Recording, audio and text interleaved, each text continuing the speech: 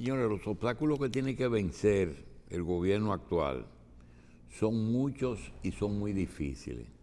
Lo primero es que gane unas elecciones en medio de una pandemia. Lo segundo es que todas las fechas fijadas para las elecciones municipales y presidenciales fueron cambiadas. El estado en que recibe el país con un presupuesto que se suponía que iba a finalizar con el año, se nos presenta con una prórroga de la crisis y no se sabe hasta cuándo. Lo otro es que no es un gobierno muy homogéneo, porque llegó al poder con una alianza y tiene que cumplirle a todos. Entonces tiene su gente y tiene los aliados. Es muy difícil para un presidente que no tenía experiencia presidencial llegar con un partido que apenas tenía 4 años de actividad, aunque se dice que era el PRD, y disponer de una serie de funcionarios que son funcionarios que tienen su propia agenda y los que asumen la agenda del equipo de Luis Abinader. Ese equipo tiene algo, y es que tenía y tiene su programa de gobierno, pero además tiene la gente de él con los parámetros que él fijó su gobierno. Es un gobierno de gente joven, es un gobierno de gente que sabe lo que tiene entre manos, es un gobierno de personas que no están buscando el poder para conseguirse unos cuartos porque tienen cuartos, y tiene también algo que la mayoría de la gente del presidente Abinader, los de él, tienen genética, es decir, que no pueden salir malos porque tienen padres y abuelos que no pueden fallar. Es el caso, por ejemplo, del Banco de Reserva. El Banco de Reserva, Samuel Pereira Rojas, ese Rojas es nieto de uno de los jueces de la Suprema más prestigiosos que ha habido aquí. Carlos Bonilla, que vamos a conversar con él. Carlos Bonilla es hijo de Pedro Bonilla y de Fanny Sánchez Pujol. Pedro Bonilla, en el gobierno de Jorge Blanco, trajo el programa más completo de viviendas que ha hecho un gobierno en su historia. No la hizo, Balaguer lo improvisaba. Pedro Bonilla y Salvador lo hicieron y lo interrumpió el tema del Fondo Monetario Internacional. Invivienda Santo Domingo y Invivienda Santiago fueron obras de Pedro Bonilla, y no sé cómo lo averiguó Luis, pero su hijo es director de el INVI. Bienvenido. Bueno, muchísimas gracias por la invitación, don Julio, Michelle, y a mi tocayo Carlos. Gracias por la invitación, de verdad que muy contento, y saludo a la teleaudiencia. Bien, en tiempos diferentes, Pedro Bonilla trajo el programa Invivienda Santo Domingo, que todo el mundo conoce la historia. Usted y el presidente prepararon algo en viviendas, que ya han hablado 2 veces de cantidad de viviendas, y nosotros no conocemos el origen de los fondos para hacerlas. Bueno, el programa Mi Vivienda no solamente es un programa de proyecto, de construcción de viviendas, sino que un programa que facilita el acceso a viviendas a personas que nunca habían tenido la oportunidad de tener una. A través de una firma de un acuerdo que hicimos con el Banco de Reservas, le vamos a permitir a las personas pagar entre 5,000 y 9,000 pesos mensuales para que, en vez de estar pagando alquiler, puedan tener su propia vivienda con su título. Esa es una de las cosas más innovadoras que tiene el programa, además de que vamos a construir en el primer año 7,544 Pero viviendas. una cuota de menos de 10,000 pesos, con un inicial de ¿cuánto? Tú puedes dar una vivienda digna a una persona de 3 habitaciones, aunque las tierras sean del Estado. Bueno, el inicial es desde 75,000 pesos, más o menos. Entonces... Perdóname, ayer mismo, me dice la muchacha asistente de Michelle, adquirí una vivienda con 100 y pico de mil pesos y voy a pagar 6,000 pesos mensuales en un proyecto de eso de vivienda, milagrito. Realmente, ¿cómo ustedes se la hacen para conseguir un costo de una vivienda que sea de menos de 1,5 millones de pesos? Bueno, la razón principal es que estamos subsidiando hasta el tierra, ¿verdad? Hasta el 60% del costo total de la vivienda. La tierra, ahí comprende varias facilidades, el bono ITEVI, el 60% del valor de la vivienda. Eso lo hacen en muchos países de Latinoamérica. No es verdad que conociéndote a ti, tú no te enteraste de qué pasó, que en ese programa que era público-privada, que hizo el gobierno pasado con unos constructores ahí en la ciudad Juan Bosch, ¿por qué no funcionó? Porque él mismo tuvo que decirle, terminen eso, ¿qué pasó ahí? Bueno, yo entiendo que los constructores no estaban muy motivados a meterse en ese proyecto porque los números no eran muy no eran muy beneficiosos. Entonces también había muchas complicaciones de que varias instituciones del Estado eran las que construían los servicios y tú dependías de varias instituciones y no se concentraba todo en el contratista, que él podía resolver su problema, como es el caso del sector privado, que el contratista, el promotor que construye todo, la calle, los accesos, todo eso. Entonces yo creo que esas fueron las dos razones principales. Ingeniero, en el caso para que la gente entienda un poquito, usted es hoy el director del Instituto Nacional de la Vivienda. Háblenos un poquito de hacia dónde vamos, porque para poder hablar de qué se está haciendo y de las obras que usted está, nosotros queremos que usted nos hable de lo que es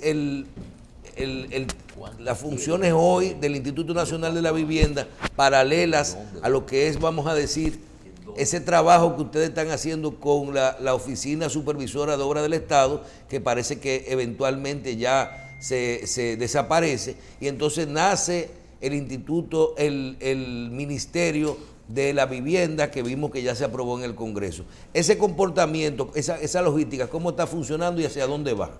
Bueno, se liquidó lo que es la OISOE, pero las obras de la OISOE no se pueden liquidar porque son obras importantes. Entonces, las obras de infraestructura vial se pasaron al Ministerio de Obras Públicas y las obras de edificaciones se pasarán a lo que va a ser el Ministerio de Vivienda, Hábitat y Edificaciones.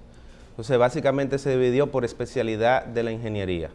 Obra de infraestructura vial, puente, carretera, movimiento de tierra, básicamente. Eso se va para obras públicas. Y edificaciones verticales, que incluye vivienda, que es una edificación, lo que pasa es que se le da un uso de vivienda. Hospitales, que es una edificación, pero se le da un uso para hospital. Y escuelas, va a pasar a lo que es el Ministerio de Vivienda, Hábitat y Edificaciones. Entonces este ministerio va a manejar va a estar totalmente separada la función y de lo que es la construcción del Estado. No hay, en obra pública no se va a hacer una escuela ni un hospital. Bueno, eso va a tomar un tiempo, obviamente, porque pero la idea es esa, separarlo por lo que es la especialidad de la ingeniería.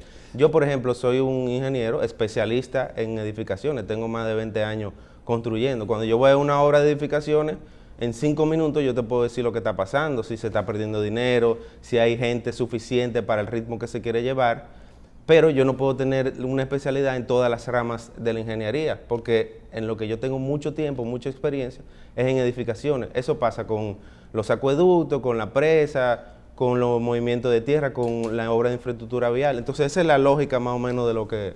Las obras que usted recibió y que vemos que se han continuado, que estaba trabajando la Oficina Supervisora de Obras del Estado, ¿cuáles podemos destacar? Acabamos de ver esta semana inclusive que ya están entregando hospitales. Esos trabajos, ¿cuáles son y cuál usted ha podido darle seguimiento y terminarlo?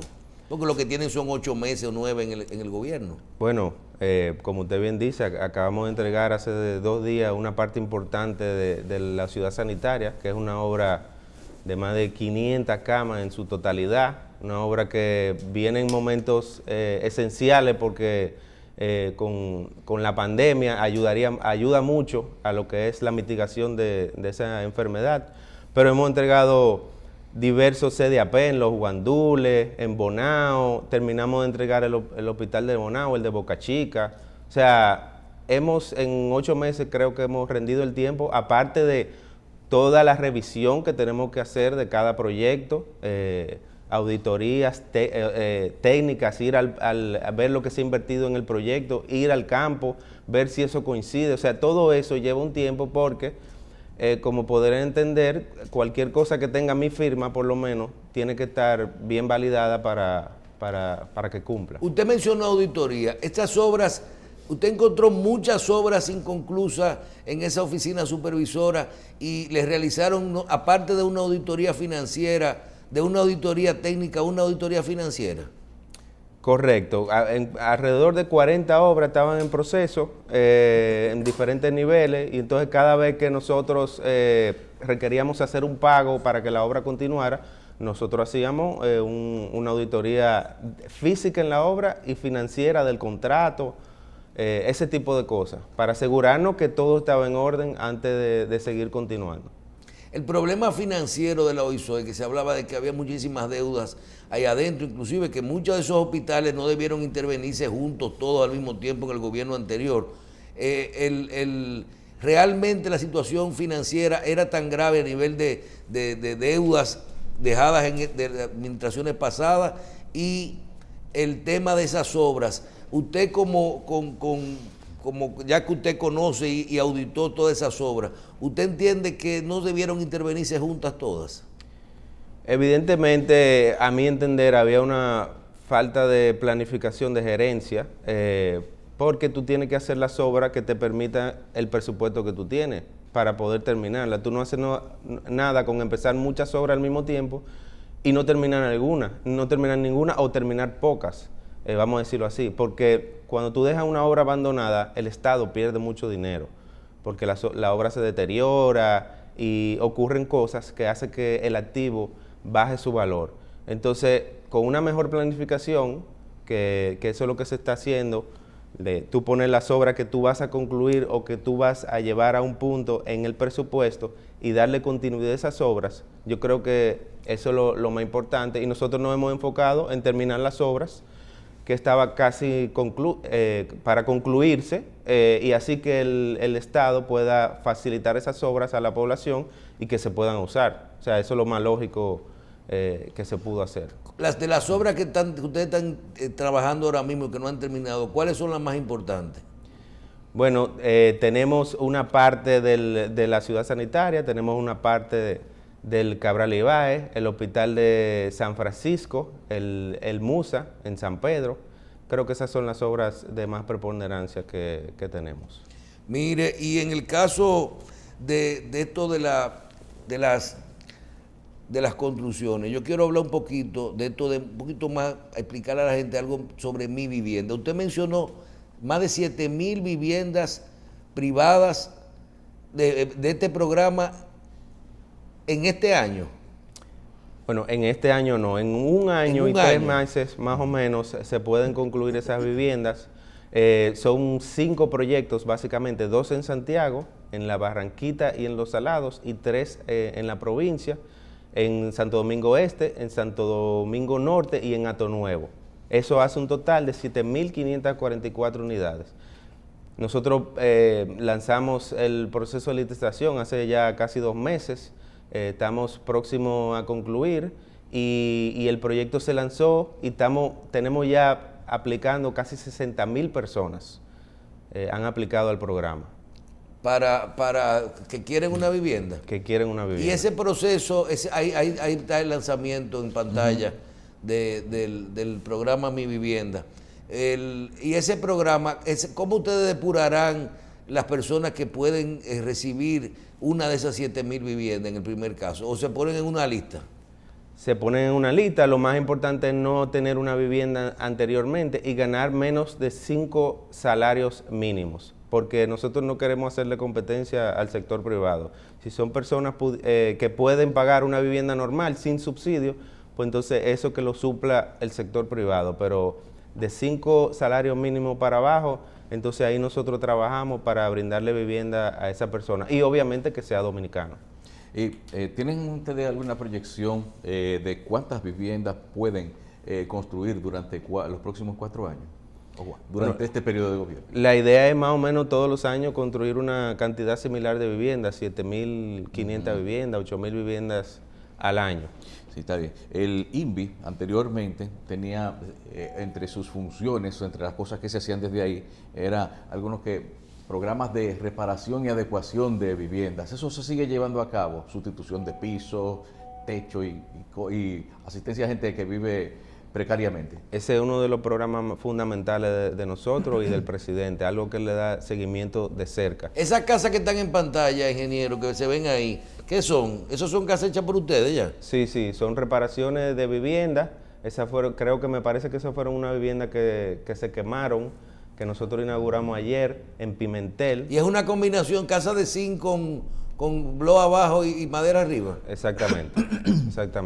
Nosotros tenemos un programa que se llama Dominicana se reconstruye, que comprende unas 30.000 reparaciones a nivel nacional de vivienda. Ya eso se licitó hace unos meses y vamos ya por el 60% de las viviendas intervenidas del programa, y es un programa que va a continuar a lo largo del gobierno, porque eso le cambia la vida a una persona. Cuando tú llegas, le cambia el piso de tierra por cemento, le repara el techo, lo cobijas. O sea, la gente valora mucho eso.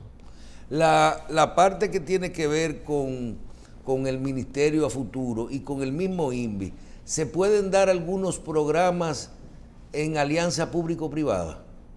Bueno, ya esa parte nosotros nos enfocamos en proyectos del gobierno para las personas de O sea que en recursos. ese proyecto que ustedes están haciendo de Mi Vivienda, en ese programa, todo es inversión estatal. Inversión estatal, la persona tiene que poner una parte porque nosotros creemos en el esfuerzo mancomunado. O sea, las personas tienen que poner, esos 5.000, 9.000 pesos van a representar un préstamo en el Banco de Reservas, que ahí están poniendo su parte, pero antes los programas, por ejemplo, yo recuerdo que en el mismo INVI se pagaban, la gente, no era que les regalaban las viviendas. Cuando Balaguer te daba un apartamento, tú pagabas o en bienes nacionales o en el INVI. Pero la eficiencia en la cobranza de las instituciones públicas es muy baja. La verdad que esa cartera se perdía en un 80-85%. No, y ahora esos 40% de recursos lo van a recibir ustedes, ¿verdad? Para trabajar las obras. Sí, exactamente. Se va a aprovechar para seguir construyendo viviendas. Pero la diferencia es que ahora se le va a pagar al banco.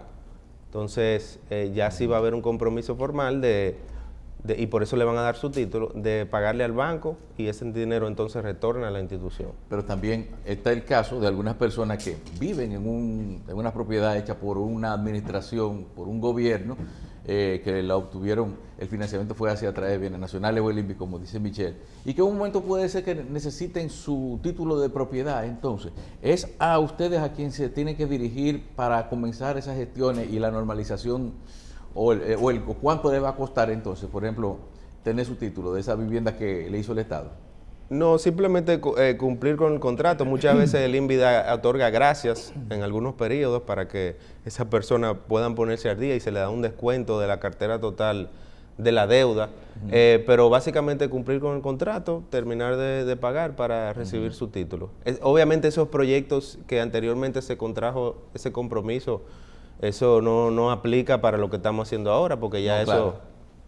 Independientemente de las obras posibles de realizar, independientemente de las obras que están en el programa de gobierno, a usted como ingeniero, como dominicano, y en este caso que tiene la oportunidad de dirigir no solo ese proceso que se realiza hoy con el AISOE y con el INVI, sino también lo que será la construcción de ese ministerio, de ese nuevo ministerio de la vivienda.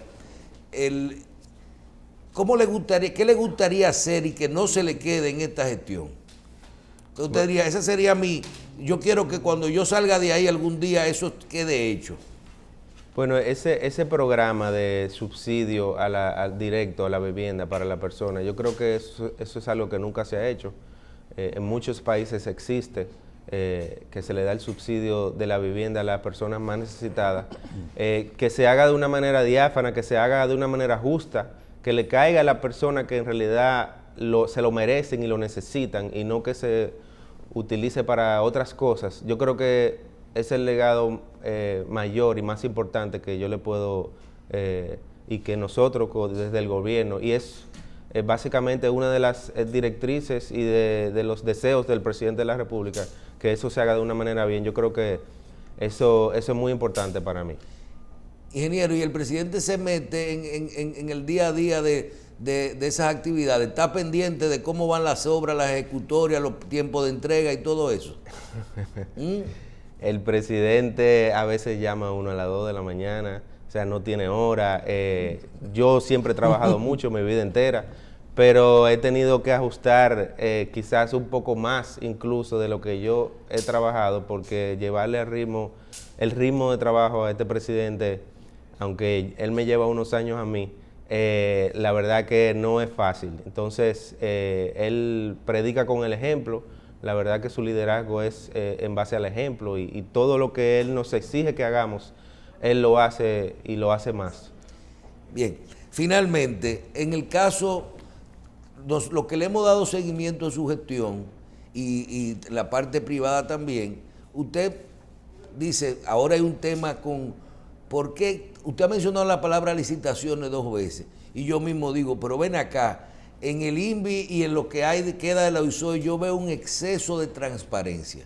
Las licitaciones, el mismo tema ahora de ese movimiento social que hay, de que todo hay que hacerlo transparente y por el librito. Y usted que viene de un sector privado, que el que lo conoce, usted sabe lo que hace 1.500 viviendas de golpe en un solo sitio con una obra.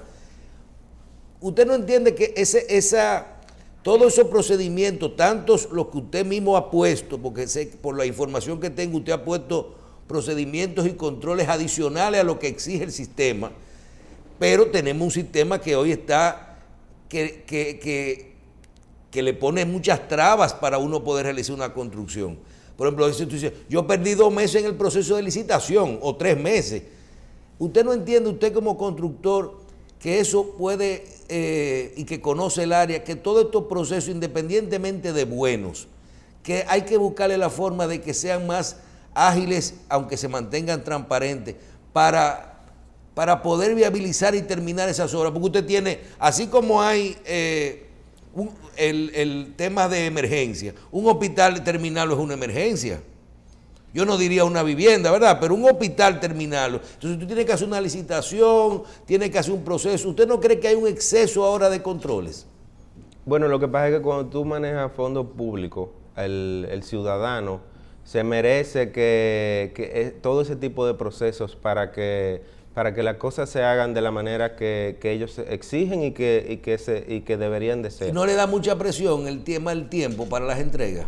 Bueno, yo creo que en una función pública hay presión por todos lados. Cumplir con esos procesos es un gran reto comparado con el sector privado, pero en el sector privado básicamente la decisión es tuya, el dinero tú lo consigues con el banco, inversiones, y no mucha gente le tiene que dar respuesta a ello, no a toda la población. Aquí tiene que darle respuesta a un país completo que está ávido de que le den transparencia, y eso es lo que ahora mismo está en el tapete, y eso ahora mismo es lo que le estamos dando. Lleva su proceso, lleva sus complicaciones, obviamente, pero yo creo que si la sociedad lo demanda, es lo que nosotros debemos de hacer. Bien, vamos a darle las gracias al ingeniero Carlos Bonilla y a decirle que ya la gente comience a escribir por ahí. Usted va a tener que hacer como 40,000 viviendas todos los meses, porque dicen que si ya son 60,000 inscritos para la primera 7,000, que hasta dónde está la necesidad en este momento. Bueno, la gente está ávida por una vivienda. Ese es uno de los sueños principales de la familia dominicana, y ven una esperanza que con los números que nosotros le estamos enseñando van a poder tenerla.